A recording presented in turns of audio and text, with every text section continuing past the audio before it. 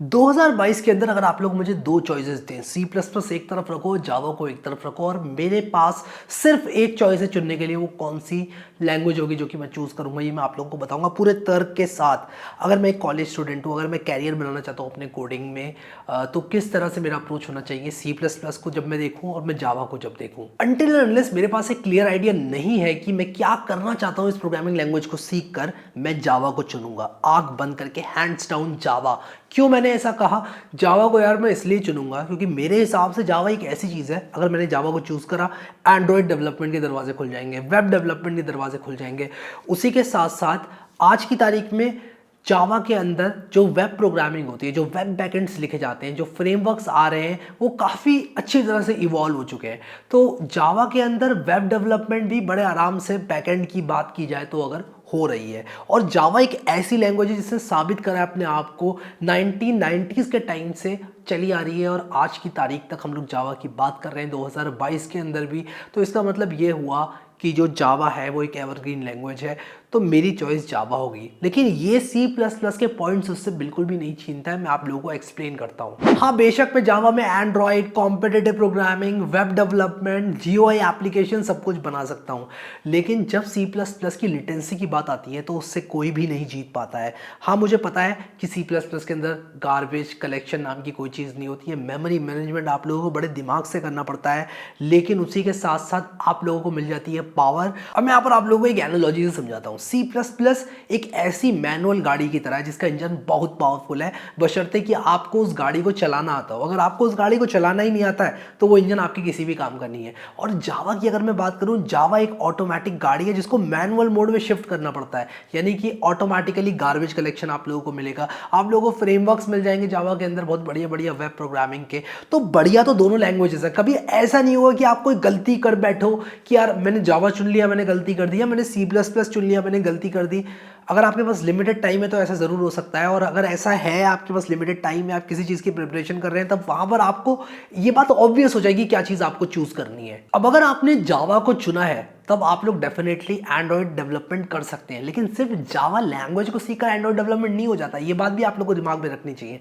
बहुत सारे लोग, स्टूडेंट्स खासकर, ये सोचते हैं कि यार अगर हमने जावा को चुन लिया तो जावा से हम लोग सब कुछ कर सकते हैं, चलो जावा को चुन लेते हैं। बट ऐसा नहीं है कि जावा को चुनने से जावा में वेरिएबल्स क्या होते हैं, क्लासेस क्या होती हैं, फंक्शंस क्या होते हैं, इफ एल्स स्टेटमेंट क्या होता है, ये सीखने से आप लोग एंड्रॉयड डेवलपमेंट मास्टर नहीं कर सकते। उसके लिए आपको अलग से एंड्रॉयड डेवलपमेंट की प्रैक्टिस करनी पड़ेगी, कुछ सैम्पल ऐप्स बनानी पड़ेंगी। इतना आसान नहीं है ये सब। मतलब मेरे कहने का यहाँ पर ये है कि अगर आप सी प्लस प्लस सीख रहे हो और आप जावा सीख रहे हो, तो ऐसा नहीं है कि जावा सीखा तो एंड्रॉयड फ्री मिल गया। नहीं, इस बात पर थोड़ा सा विचार करें बैठ के कि आपको टाइम देना पड़ेगा एंड्रॉयड डेवलपमेंट को भी। फिर एंड्रॉयड डेवलपमेंट के अंदर सिर्फ एंड्रॉयड डेवलपमेंट नहीं होता है, एंड्रॉयड की डिजाइनिंग भी होती है। तो वो वाले एस्पेक्ट से भी चीज़ों को देखना कभी कभी बहुत ज़्यादा इंपॉर्टेंट हो जाता है। बात करता हूँ वेब डेवलपमेंट की। वेब डेवलपमेंट में अगर आपको डिजाइनिंग कर रही है, फ्रंट एंड की HTML CSS जावास्क्रिप्ट होती है, तो जावा तो बैक एंड बनाने के काम आएगा। अगर आपको APIs बनानी है, अगर आपको लॉजिक बनाना है जो कि आप यूजर को नहीं दिखाना चाहते हो, वो आप बैकएंड के अंदर रख सकते हो और उसके लिए आप लोग जावा यूज कर सकते हो। लेकिन ऐसा नहीं है कि सिर्फ आपने जावा को सीख लिया और कल आप लोग जो है वेबसाइट्स बनाना शुरू कर दिया, आपने यूट्यूब के जैसी, गूगल के जैसी, या फिर फेसबुक के जैसी, या फिर आपने ऊबर के जैसी वेबसाइट बनाना शुरू कर दी। ऐसा नहीं होने वाला, ठीक है? तो ये बात आप लोगों को दिमाग में रखनी है। हर चीज का एक लर्निंग कर्व होता है। जावा को सीखने का मतलब ये नहीं होता है कि आपको बैकएंड भी आ गया, जावा को सीखने का मतलब ये नहीं होता है कि एंड्रॉइड भी आपको आ गया। आपको अलग से मेहनत करनी ही पड़ेगी। एक प्रोग्रामिंग लैंग्वेज को सीखना मेरे ओपिनियन में बहुत सिंपल होता है। आपको वेरिएबल सीखने हैं, आपको loops, functions, if else statements, object oriented programming के concepts, and you are ready at least to write code. आप लोग कोड लिखने के लिए तैयार हो जाते हो और फिर उसके बाद तो जिंदगी भर तक आप लोग सीखते रहते हो। तो कभी भी कंफ्यूज मत होना। जावा को सिर्फ इसलिए मत चुनना कि यार मैं एंड्रॉइड कर लूंगा, मैं वेब डेवलपमेंट कर लूंगा बड़े आराम से, उसका अपना अलग से लर्निंग कर्व होगा। ये बात हमेशा याद रखना। तो हमें पता है ये सारे फायदे हैं जावा के, बट थोड़ा बहुत हमको ये भी समझ रखनी है कि अगर हमने जावा सीख लिया, इसका मतलब ये नहीं कि ये सब चीज़ें हमें फ्री में मिल जाती हैं। जावा में अगर आप थोड़ी बहुत गलती करके, यानी कि मेमोरी मैनेजमेंट के एस्पेक्ट से अगर मैं देखूं, तो अगर थोड़ी सी गलती करके भी प्रोग्राम्स को लिखते हो तो जावा का गार्बेज कलेक्टर आप लोगों के लिए बहुत ज़्यादा यूजफुल होने वाला है। ये काम अगर आप शायद सी प्लस प्लस प्रोग्राम में कर दो तो आप लोगों की गलती बहुत ज़्यादा दिखेगी, लेकिन जावा का जो गार्बेज कलेक्टर है वो आप लोगों के लिए मेमोरी मैनेजमेंट एस्पेक्ट से प्रोग्राम्स को ऑप्टिमाइज कर देगा। विद दैट सेड, अब आता हूं मैं सी प्लस प्लस। अगर आप लोगों लोगों ने सीखा तो क्या फायदे आप लोगों को होने वाले हैं। देखो यार, in most of the cases C plus plus को मास्टर वो लोग करते हैं जिनको सी प्लस प्लस में एफिशिएंट प्रोग्राम्स लिखने हैं, जिनको सी प्लस प्लस का इस्तेमाल करके कुछ बढ़िया करना है, चाहे वो कॉम्पिटिटिव प्रोग्रामिंग के थ्रू प्रॉब्लम सॉल्विंग हो, चाहे वो game development using unreal engine हो, या फिर वो हाई फ्रीक्वेंसी ट्रेडिंग हो जो कि आप लोग कर सकते हैं सी प्लस प्लस की मदद से। अब मान लो आपको जो है स्टॉक मार्केट में बाय सेल के ऑर्डर्स लगाने हैं, अब आपका खुद का प्रोग्राम जो है 16 सेकंड ले रहा है रन होने में। हो सकता है कि जो ऑर्डर शायद लगाना था आपके बॉट को, आपके ट्रेडिंग बॉट को, हो सकता है कि वो जो ऑर्डर है वो उसकी अपॉर्चुनिटी वहाँ पर खत्म हो गई हो। मान लो आपने एक लॉजिक लिखा सिंपल सा कि यार अगर प्राइस 842 पर आए इसको बाय करो और 843 पे आए तो सेल करो। हो सकता है प्राइस 842 से लेके 43 तक आ जाए, आपका प्रोग्राम ही रन हो रहा है अभी तक। ऐसा नहीं होना चाहिए, इसलिए हमें बहुत ही लो लेटेंसी चाहिए इस तरह के प्रोग्राम्स पे। हाई फ्रीक्वेंसी ट्रेडिंग में सी प्लस प्लस का बहुत ज़्यादा इस्तेमाल होता है। तो अगर आपको गोल क्लियर है कि यार मैं ये करना चाहता हूँ, मुझे यही करना है, मेरा प्राइमरी फोकस कॉम्पिटिटिव प्रोग्रामिंग है, अगर ये आप लोगों ने अपने दिमाग में बैठा रखी है बात, तो सी प्लस प्लस को आप लोग स्टार्ट कर सकते हो। लेकिन मैं ये नहीं कह रहा हूँ ये चीज़ जावा से नहीं होगी। और इंटरव्यूज़ की अगर हम लोग बात करें आज की तारीख में, most of the companies Python के लिए भी ओपन है। वो कहती हैं वी आर ओपन, ठीक है। उन्होंने अपने अपने प्लेटफॉर्म्स बना रखे हैं, पाइथन के थ्रू कॉम्पिटिटिव प्रोग्रामिंग के प्रॉब्लम्स को सॉल्व करवा रही हैं कंपनीज। वो आपकी लॉजिक बिल्डिंग कैपेबिलिटीज को देखना चाहते हैं, वो ये नहीं देखना चाहते कि आपने कितनी प्रोग्रामिंग लैंग्वेज के सिंटेक्स को रटा है, वो ये देखना चाहते हैं कि आप किसी ऐसी प्रॉब्लम को जो कि शायद आपने पहले कभी देखी ना हो उसको सॉल्व कर सकते हैं या नहीं कर सकते हैं। अब अगर पर्सनल ओपिनियन की बात करूं तो मैं सी प्लस प्लस को इसलिए प्रेफर करता हूं कॉम्पिटिटिव प्रोग्रामिंग के लिए क्योंकि उसमें एसटीएल है, और ये जो एसटीएल होती है वो बहुत ज़्यादा यूज़फुल होती है, स्टैंडर्ड टेम्पलेट लाइब्रेरी। ये बात आपको तभी पता चलेगी जब आप एसटीएल को इस्तेमाल करेंगे। आप मेरा सी प्लस प्लस का कोर्स जाके देखो, उसमें एसटीएल के बारे में मैंने बहुत चीज़ें बताई हैं आपको पता चलेगा।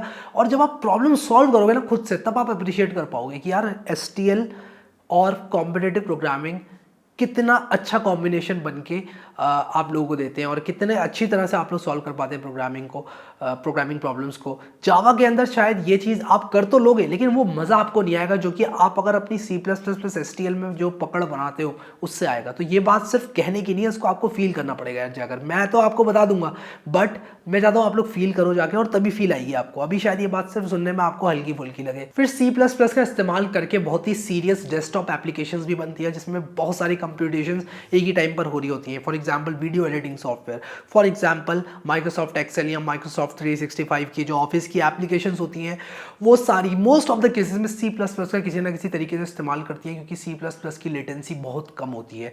तो कभी भी आपको इस तरह के प्रोडक्ट्स पे काम करना हो, या फिर आप लोगों को पहले से मालूम हो कि यार ये सारे काम मुझे करने हैं, तो C plus plus should be the language of your choice. Otherwise Java और सी प्लस प्लस में से अगर आपने एक कोई लैंग्वेज चुन ली, ऐसा कभी भी नहीं होगा कि आपने गलती कर दी। ये मैं आप लोगों को बता रहा हूँ। बस इसकी कुछ शर्तें ये हैं कि ऐसा नहीं होना चाहिए कि आपके जो भी कंपनी आप ज्वाइन करना चाहते हो, आपके एम्प्लॉयर ने आपको बोला कि यार जावा पढ़ के आना, आप सी प्लस प्लस पढ़ के चलेंगे। ऐसा तो आप करोगे नहीं, ये तो बिल्कुल ही बेवकूफ़ी वाला काम हो गया।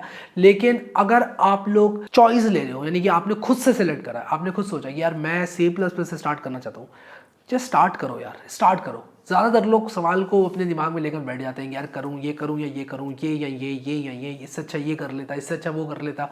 आप करें तो सही, स्टार्ट करें। आप स्टार्ट ना करो तो ये गलती होगी। अगर आप जावा की जगह सी प्लस प्लस या सी प्लस प्लस की जगह जावा करोगे, वो गलती नहीं होगी। स्टार्ट नहीं करोगे तो गलती होगी। तो इस बात का आप लोगों को ध्यान रखना है। और अपने पर्सनल ओपिनियन में अगर मैं बात करूं तो मैं आप लोगों से ये कहूँगा कि आपको सी प्लस प्लस और जावा दोनों सीखने चाहिए। अगर आप लोग अपनी कॉलेज की अर्ली स्टेज में हो तो सी प्लस प्लस और जावा दोनों सीखना एक बहुत बड़ा तोप छोड़ने वाला काम नहीं है। सी प्लस प्लस और जावा, मैं तो कहता हूँ यार कम से कम 2 प्रोग्रामिंग लैंग्वेज हर प्रोग्रामर को आनी चाहिए, ताकि आपकी एक अच्छी पकड़ जब रहेगी, आपको ये समझ में आएगा प्रोग्रामिंग लैंग्वेजेस किस तरह काम करती है, किस तरह से कौन सी प्रोग्रामिंग लैंग्वेज में क्या चीज़ करी जाती है, तब आप लोग काम को और अच्छी तरह से कर पाएंगे जो भी आपको दिया जाता है। तो आई होप समझ में आपको आ रही होगी वो चीज़ जो कि मैं आपको बताने की यहाँ पर कोशिश कर रहा हूँ। ऑब्जेक्ट ओरिएंटेड प्रोग्रामिंग जो होती है वो सी प्लस प्लस में भी सेम होती है, जावा में भी सेम होती है। अब बहुत सारे लोग कंप्लेन करेंगे मैंने एक आंसर नहीं दिया। अगर आप लोग अटके हुए हैं अभी भी आप सोच रहे हैं कि यार मैं सी प्लस प्लस करूँ या जावा करूँ, तो मैं आपको एक बहुत ही क्लियर कट सा आंसर दे देता हूँ। बेसिक्स आप लोग सीखो सी प्लस प्लस की सहायता से, यानी कि आप सी प्लस प्लस सीखो, और उसके बाद जब आपको बेसिक्स आ जाएं तब आप जावा में मूव कर जाओ, और उसके बाद जावा की जो एंड्रॉयड है और वेब डेवलपमेंट होती है बैकएंड की, वो सारी चीज़ें आप लोग यूज़ करना स्टार्ट कर दो। लेकिन जब बात आती है बढ़िया प्रोग्राम्स लिखने की, जिम्मेदारी वाले प्रोग्राम्स लिखने की, कोई ऐसी चीज़ जिसको आप लीड कर रहे हो, कोई ऐसी चीज़ जिसमें आपने अगर गलत कोड लिख दिया तो सारी जिम्मेदारी आपके कंधों पर है, तब आप लोग C++ को तभी छूना जब आपको अच्छे से मेमोरी मैनेजमेंट करना आता हो, जब आपको मालूम हो कि एक अच्छा कोड किस तरह से लिखा जाता है, जिम्मेदारी से एक सफल जिम्मेदार प्रोग्रामर की तरह कैसे कोड किया जाता है। जब तक आपको ये चीज़ नहीं आती तब तक आप लोग C++ को टच मत करना, क्योंकि जावा के अंदर गार्बेज कलेक्शन होता है। जावा के अंदर बहुत सारे पैकेजेस भी होते हैं जो कि इतने इजीली C++ में आपको नहीं मिल पाते हैं। तो जब तक आपकी एक्सपर्टीज लेवल वहां तक ना पहुंच जाए, तब तक आप C++ को कम से कम सीरियस जो बहुत हाई एंड प्रोग्राम्स हैं उनको लिखने के लिए टच मत करना। अदरवाइज C++ या जावा आप लोग दोनों से कॉम्पिटिटिव प्रोग्रामिंग कर सकते हो, और आप लोग कोशिश करो कि एक एक करके दोनों को ही आप लोग सीखो। सो आई होप कि आपके लिए ये वीडियो बहुत ज़्यादा हेल्पफुल रहा होगा। अभी के लिए इस वीडियो में इतना ही guys. Thank you so much guys for watching this video and I will see you next time.